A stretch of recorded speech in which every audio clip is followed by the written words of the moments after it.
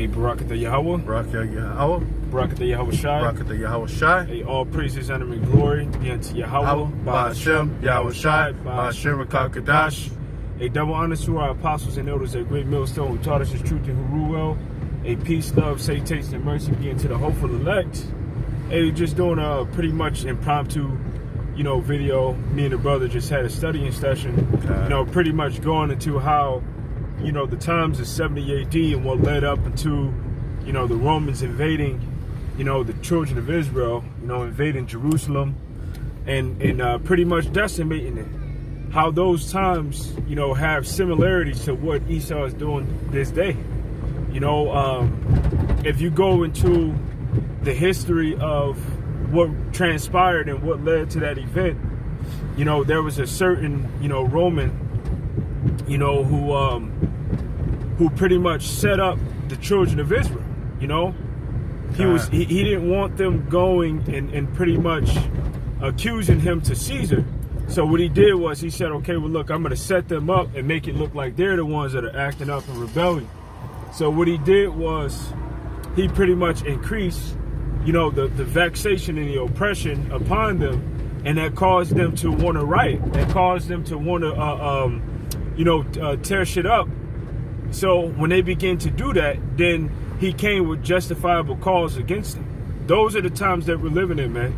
All right, these are the days of great tribulation. Hey, like it says within Romans 15:4, if you can grab that real fast. Okay. All right, which I'm with the Ak. I know. God, and we're both of the GMS, the Great Millstone Detroit camp. Okay. But pretty much those times carry similarities of what's going to happen during these days. Now, Esau is setting, Jake up with this whole Black Lives Matter movement. All right, with all of these riots and things going on.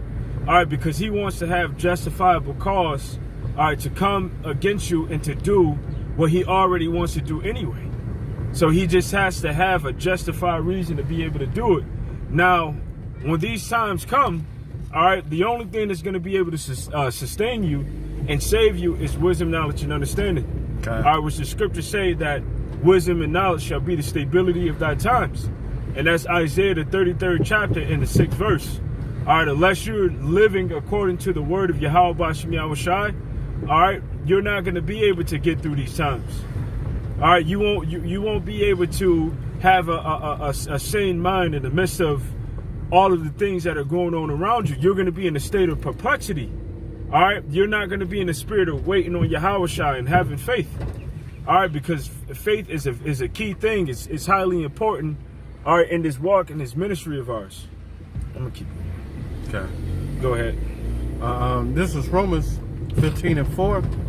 For whatsoever things that are written aforetime were written for our learning, that we through patience and comfort of the scriptures might have hope. Yeah, so those things that were written aforetime was written for our learning. All right, through the scriptures we might have hope. All right, we would know how to carry ourselves and conduct ourselves in these times. All right, we'll know what to do. All right, we'll know how to move. All right, and that's the reason why having the scriptures are highly important, or having a understanding of the scriptures is highly important. All right, which everyone that picks up the scriptures, they don't have understanding, man.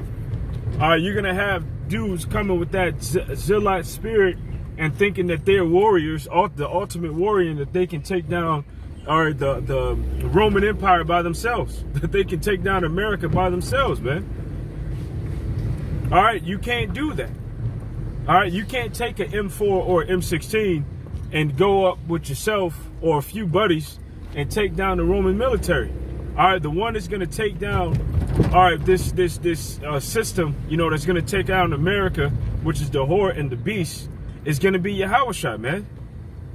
All right, so we are patiently anticipating and awaiting the return of Yahawashi, man. And the scripture says, wheresoever the carcass be, that's where the eagle will be gathered.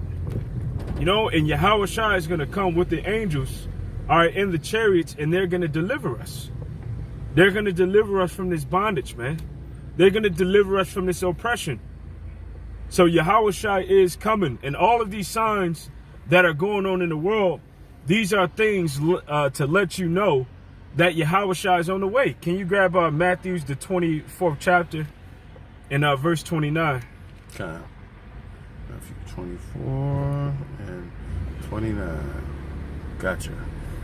And immediately after the tribulation of those days, the sun be darkened, and the moon shall not give her light. Mm-hmm. And the stars shall fall from heaven, and the powers of the heavens shall be shaken. Then shall appear the sign of the Son of Man in heaven, and then shall all the tribes of the earth mourn, for they shall see the Son of Man coming in the clouds of heaven with power and great glory. Let me see. I want to see something. If that's exactly where that scripture is. Okay. And yep, that's start at verse 28. 28. Yep. Okay. Okay. And Matthew 24 and 8. At 28. For wheresoever the carcass is, there will be angels gathered together. There will be eagles. Oh, eagles gathered together. Yeah, like so that body represents us, man. Okay. All right? That body represents us. So wheresoever the body is, that's where the eagles will be gathered. And then the eagles represent Yahawashi and the angels. Okay. All right, because Yahawashi is going to come with the angels, and they're going to come into this place. They're going to come into... Man, these little wretches. They're going to come to this place, because the main place where the children of Israel is here over within America. And that's the reason why the scripture speaks about, you know, the flying roll, you know, and coming into the house of the thief in the liar. Okay. That's Zechariah the 5th chapter. Let me grab it. Yep. Zechariah 5 because and 1. Our enemies is coming in like a flood, but like the scripture say, the Spirit of the Lord will lift up a standard against him. So the standard is going to be spiritual powers, and there's also going to be those chariots which are going to come, and they're going to gather the elect of the Lord. Okay. You know, so yeah, you got a lot of times, you know, you can get caught up. It's easy to get caught up, you know, especially when something happens all so suddenly. All right, to get caught up in the fear of death, you know, and to speak about death. But hey, within this video, we're going to speak about life, and we're going to speak about salvation, you know, from Yahawashi, because this is something that we're anticipating. All right, this is something that we're expecting. We're expecting Yahawashi, you know, to come as the scripture said he would, because the scripture says, "For lo, I come with the clouds, and every eye shall see me." You know, so we're anticipating and looking forward to Yahawashi coming, you know, with the angels and to deliver us. Okay. Go ahead. This is Zechariah 5 and 1. When I turned and lifted up my eyes and looked, and behold, a flying robe. And he said unto me, What seest thou? And I answered, I see a flying robe. The length thereof is 20 cubits, and the breadth thereof is 10 cubits. And he said unto me, This is the curse that goeth forth over the face of the whole earth. Everyone that still shall be cut off as on this side according to it, and everyone that sweareth shall be cut off that side according to it. And these chariots, this flying roll is a chariot. It's just a metaphor for what he saw, because back then he didn't know it was the chariots of the Most High. He knew it was a flying roll. He knew it was a chariot, but he used a similitude to describe it. Okay. You know, he used a similitude to describe it as a flying roll, because that's what it looked like. But he knew that it was a chariot within the vision. Okay. You know, that he received of the Lord. And these flying rolls are going to enter into the house of the thief and the liar, which the thief and the liar is Esau Edom. You know, one, he stole us, the Most High Heavenly Father's precious jewels. Okay. All right, and he took us. But the Lord is going to, you know, take us back from this devil. All right, he's going to send his son Yahawashi and the angels, which are going to come. And those vehicles that they come in, those chariots, is going to war against Esau Edom. Okay. And where they're going to be gathered at, where these chariots going to go, they're going to go to all of the places where the Israelites are scattered. And those Israelites that are part of the elect, they're going to be redeemed. So we don't have to be afraid when Esau comes in like a flood, although it's going to happen. That's a natural reaction. Okay. It's a natural reaction to be afraid, but when you start to meditate upon the word of the Lord and how he said that he was going to wrought salvation for us, then that kind of, you know, makes it to the point where you're not as afraid. You know, can you go back to Matthew's, the 24th chapter? Okay. Because it says, wheresoever the carcass be gathered, you know, that's where wheresoever the carcass be, that's where the eagles will be gathered together.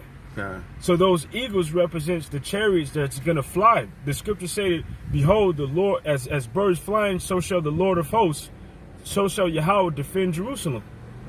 So that the Lord is going to send Yahawashi. Yahawashi is going to come with the angels in those chariots, and they're going to be gathered where the body of Israel is. And they're going to gather the elect of the nation of Israel from the places where they be scattered. Go ahead. Yeah. You know, you Matthew see how 24? how eagles are flying in. I saw 3 vultures today, you know, and they could have been turkey, pheasants, whatever the hell that they are. You know, I knew that they were vultures, and I said to, you know, my rib, because she was out there with me, you know, with my children, and I said there's something dead in the area, and I knew that it was something dead because I saw the 3 of them circling around in the sky. So I said that I knew that there was something dead in that particular area, and that's how you know. Well, that's how the Lord is going to come to gather the children of Israel. He's going to come in the sky, and they're going to come in those vehicles, and with those vehicles, those are going to be our means of transportation out of here, our means of deliverance. Go ahead. This is Matthew 24 and 29. Immediately after the tribulation of those days, shall the sun be darkened, and the moon shall not give her light, and the stars shall fall from heaven, and the powers of the heavens shall be shaken. God, the stars of heaven shall fall from heaven. That's talking about thermonuclear destruction. Okay. All right, because when those chariots come, they're going to come, well, you're seeing chariots now, but Esau is going to implement that mark of the beast system. The nations are going to gather to fight in World War III. But then, within World War III, they're going to release the nuclear missiles that they have, and they're going to shoot them over here to the Horde to destroy this place. And that's when those chariots are going to intervene and come and be the salvation for the elect. All right? But those nuclear missiles are the stars that's going to fall down from heaven. Okay. Real fast, the book of Revelation, the 6th chapter, and I believe that is the 9th verse.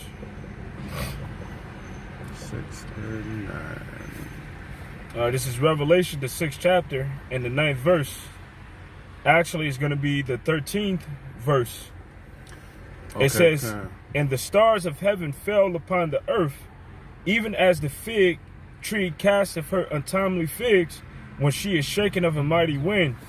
And the heaven departed as a scroll, and it is rolled as when it is rolled together. So that's that nuclear mushroom cloud going up after those nuclear missiles impact. Okay. And every mountain and island will move out of their places. And another scripture is in the book of 2nd Ezra, the 15th chapter, which compares the nuclear missiles to stars falling.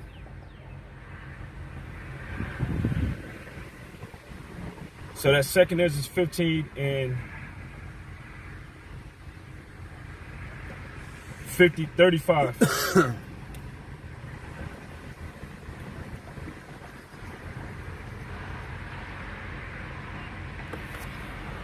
Read it. 2nd Ezra 15 and 35. And they shall smite one upon another, and they shall smite down a great multitude of stars upon the earth. Even, let me see. Hold on just 1 second.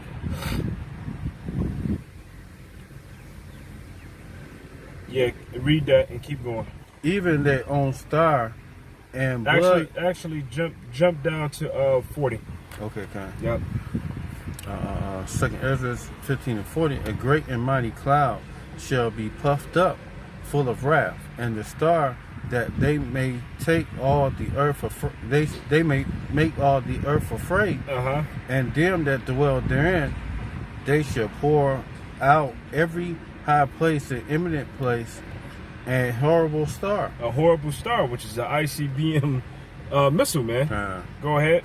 Fire, hail, and flying swords, and many waters, that the fields may be full, and all the rivers with abundance of great waters. So that's talking about thermonuclear destruction. All right. So when the stars of heaven be shaken, go back to Matthew's. That's talking about the thermonuclear destruction. Now, what's going to save, the elect? Because those are the only ones that are going to get saved. What's going to save them from the destruction that's coming at hand? What's going to save them from the tribulation of Esau when the enemy comes in like a flood, to persecute them after the same manner that they and energy that they came with in 70 AD, which is going to be worse this time, because back in 70 AD, they didn't have what is known as rifles, automatic rifles. They didn't have MRAPs. They didn't have tanks. They didn't have body eater robots. They didn't have heart attack guns. They didn't have things of that magnitude. Go ahead. Matthew 24:30. Then shall appear the sign of the Son of Man in heaven, and then shall all the tribes of the earth mourn, and they shall see the Son of Man coming in the clouds of heaven with power and great glory. And he shall send his angels with the great sound of a trumpet, and they shall gather together the elect from the four winds, from one end of heaven to the other. And that's it right there on that. Because when this dual meaning, this scripture 24, Revelation 24, because it's also their destruction and our salvation. Because when them missiles are released, hey, Yahawashi is going to send them, his angels to gather us. Okay. So, would you read to 31? To 31, read it one more time. Okay, 31. Yep. Matthew 24:31. And then he shall send his angels with a great sound of a trumpet, and they shall gather together his elect from the four winds, from one end of heaven to the other. And hey, when Yahawashi comes, hey, he's gonna come fast, man. Hey, he's gonna come fast. He's only coming for the hopeful elect and the 1/3 of Israel. He's not coming for the 2/3 or anybody else that this wacky tacky Christianity have you thinking that he's going to come save everybody. He's only coming for Israel, and he's only coming for the elect of Israel. Can you go to Luke 17:24? And those chariots would have to be fast in order to deliver us, because the scriptures say that in 1 hour, was this place destroyed. So in less than an hour, actually, in less than an hour, a nuclear missile can reach from Russia over here to America in less than an hour. And guess what? The scripture says that there's going to be 200 million of them. So if there's 200 million of those that are coming, just imagine the devastation and destruction they're going to cause. So Yahawashi is going to have to come in something that's fast enough, faster than the speed of light, to be able to redeem us from this place so that we don't get destroyed. And this is if this causes you to fear, that's a good thing, because if you're afraid, then that means that you're going to work on your conduct to do the things that are pleasing to the Lord, so that you can get on one of those ships. Go ahead. Luke 17:24, as the lightning that lighteth out of one part under heaven shineth unto the other part under heaven. And that lightning is fast, because usually you hear thunder, you see lightning, but you hear thundering right after it. So that shows you that light moves faster than the speed of sound. And yet that lightning, it zips through the sky at top-notch speed. That's how Yahawashi is going to come. And when he comes, he's going to deliver, those that are left alive, because the scriptures say that those that are left alive that are part of the elect, because the scriptures say there'll be some of you that are standing here that shall not taste death till you see the kingdom of heaven, or till you see the Son of Man coming in the clouds. So there's going to be brothers here that doesn't have to go through death. But then on the other side, you are going to have some brothers that have to go through an honorable death. That's just the balance of it. But you don't have to be caught up in the fear, oh, you know, I'm going to die, or, you know, you don't know what the Lord has in store for you, man. Okay. But the thing is, you should have a readiness in the mind that if you do have to go through that, then you would. You should have your expectations set on the Lord catching you away out of this place and delivering you from the temptation and deliver you out of the temptation and the wrath. Okay. All right, because yeah, we're gonna be in the temptation and the wrath. We're gonna have our enemies on every side. You know, Esau is going to try to come against us and try to attack us. The scripture said that there shall be a great insurrection upon those that fear the Lord. But the Lord is going to save the elect out of that. So you should be given diligence to make your calling and election sure. Go ahead. Okay. That's still in Luke 17:24. Yeah. Yeah, that's a point on that. There was another scripture that came to mind. Lord of hosts, lighteneth from one part of heaven even unto the other. So shall it be in the day, the Son of Man in that day. There was another scripture that came to mind. It kind of escaped me at this moment, you know. But I think we made it, you know, a couple solid points. You know, you got anything else? No, I don't have anything right now. So we can go ahead and end it right there. You know, that it came to mind. 1 Thessalonians, the 4th chapter, and beginning at verse 14. You know, because Yahawashi is going to come fast.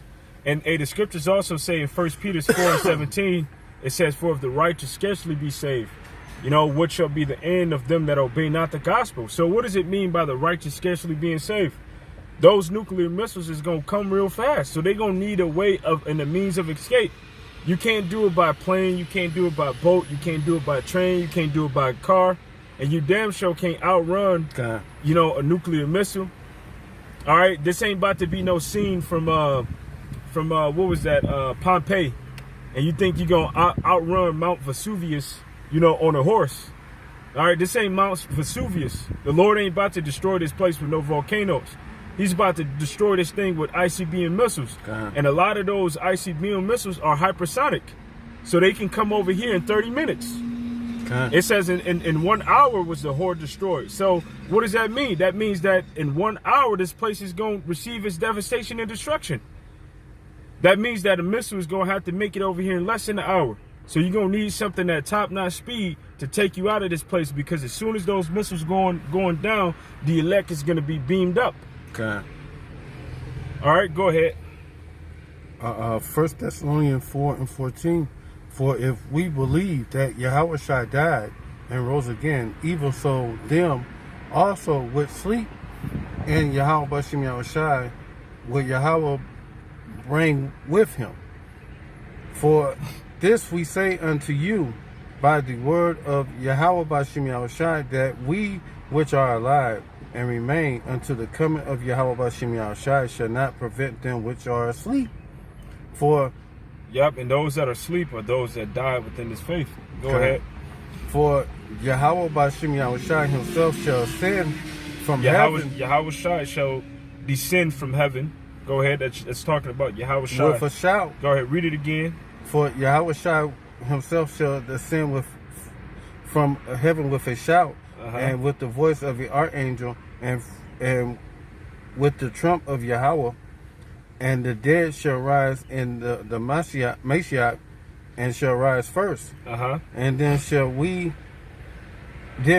which are alive and remain shall be caught up together with him in the clouds to meet Yahawashi in the air, and so shall be with Yahawashi forever. There we go. So now when you go into the word for caught in the Greek, which I believe that word is harpazo, it means to seize, to carry off by force. So why we need to be seized and carry off by force? Because as soon as the nuclear missiles are coming down, that's when Yahawashi is going to intervene and deliver the elect. You know? So, you know, with that, we truly hope that this lesson was edifying. We're going to say, Call Halal Yamla, Yahweh, Ba'ashem, Yahawashi, Ba'ashem, Kakadash. A double honor to our apostles and elders at Great Millstone who taught us his truth and who rule well. A peace, love, salutation, and mercy be unto the hopeful elect. A shalom and a bar. Shalom. Hey, we're almost out of here. That's right. Shalom. Shalom.